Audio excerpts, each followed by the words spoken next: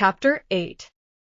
On reading over what I have written of the Stricklands, I am conscious that they must seem shadowy. I have been able to invest them with none of those characteristics which make the persons of a book exist with a real life of their own, and, wondering if the fault is mine, I rack my brains to remember idiosyncrasies which might lend them vividness. I feel that by dwelling on some trick of speech or some queer habit, I should be able to give them a significance peculiar to themselves. As they stand, they are like the figures in an old tapestry. They do not separate themselves from the background, and at a distance seem to lose their pattern, so that you have little but a pleasing piece of color. My only excuse is that the impression they made on me was no other. There was just that shadowiness about them which you find in people whose lives are part of the social organism, so that they exist in it, and by it only. They are like cells in the body, essential, but, so long as they remain healthy, engulfed in the momentous whole. The Stricklands were an average family, in the middle class. A pleasant, hospitable woman, with a harmless craze for the small lions of literary society, a rather dull man, doing his duty in that state of life in which a merciful providence had placed him, two nice-looking, healthy children. Nothing could be more ordinary. I do not know that there was anything about them to excite the attention of the curious. When I reflect on all that happened later, I ask myself if I was thick-witted not to see that there was in Charles Strickland at least something out of the common. Perhaps. I think that I have gathered in the years that intervene between then and now a fair knowledge of mankind, but even if when I first met the Stricklands I had the experience which I have now, I do not believe that I should have judged them differently. But because I have learnt that man is incalculable, I should not at this time of day be so surprised by the news that reached me when in the early autumn I returned to London.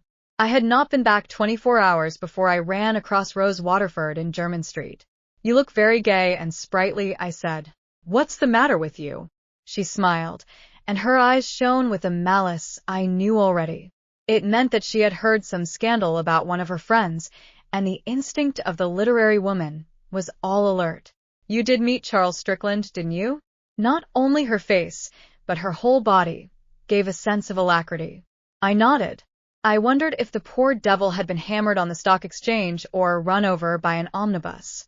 "Isn't it dreadful? He's run away from his wife." Miss Waterford certainly felt that she could not do her subject justice on the curb of Jermyn Street, and so, like an artist, flung the bare fact at me and declared that she knew no details. I could not do her the injustice of supposing that so trifling a circumstance would have prevented her from giving them, but she was obstinate. "I tell you I know nothing," she said, in reply to my agitated questions, and then, with an airy shrug of the shoulders, "I believe that a young person in a city tea-shop has left her situation." She flashed a smile at me, and, protesting an engagement with her dentist, jauntily walked on. I was more interested than distressed. In those days my experience of life at first hand was small, and it excited me to come upon an incident among people I knew of the same sort as I had read in books. I confess that time has now accustomed me to incidents of this character among my acquaintance. But I was a little shocked. Strickland was certainly 40, and I thought it disgusting that a man of his age should concern himself with affairs of the heart. With the superciliousness of extreme youth, I put 35 as the utmost limit at which a man might fall in love without making a fool of himself. And this news was slightly disconcerting to me personally, because I had written from the country to Mrs. Strickland, announcing my return, and had added that unless I heard from her to the contrary, I would come on a certain day to drink a dish of tea with her. This was the very day, and I had received no word from Mrs. Strickland. Did she want to see me, or did she not? It was likely enough that in the agitation of the moment my note had escaped her memory. Perhaps I should be wiser not to go. On the other hand, she might wish to keep the affair quiet, and it might be highly indiscreet on my part to give any sign that this strange news had reached me. I was torn between the fear of hurting a nice woman's feelings and the fear of being in the way. I felt she must be suffering, and I did not want to see a pain which I could not help, but in my heart was a desire, that I felt a little ashamed of, to see how she was taking it. I did not know what to do. Finally, it occurred to me that I would call as though nothing had happened, and send a message in by the maid asking Mrs. Strickland if it was convenient for her to see me. This would give her the opportunity to send me away.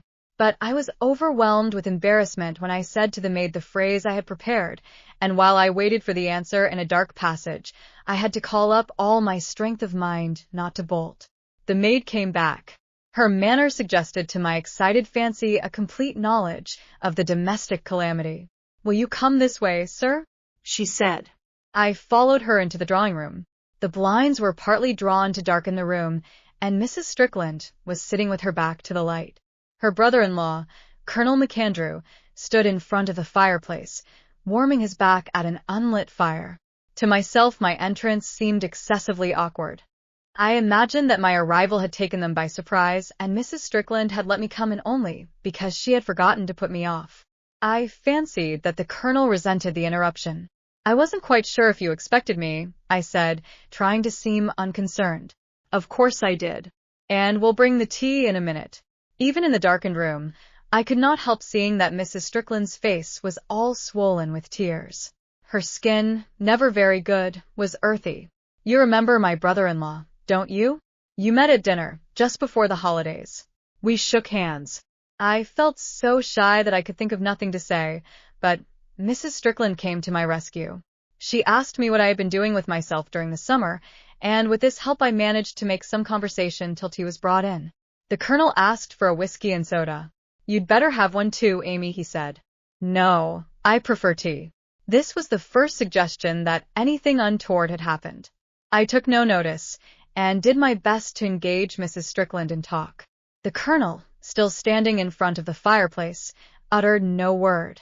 I wondered how soon I could decently take my leave, and I asked myself why on earth Mrs. Strickland had allowed me to come.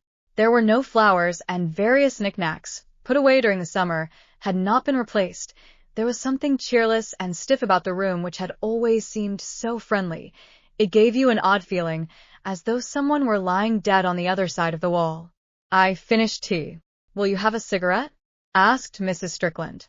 She looked about for the box, but it was not to be seen. "I'm afraid there are none." Suddenly, she burst into tears and hurried from the room. I was startled. I suppose now that the lack of cigarettes, brought as a rule by her husband, forced him back upon her recollection, and the new feeling that the small comforts she was used to were missing gave her a sudden pang. She realized that the old life was gone and done with. It was impossible to keep up our social pretenses any longer.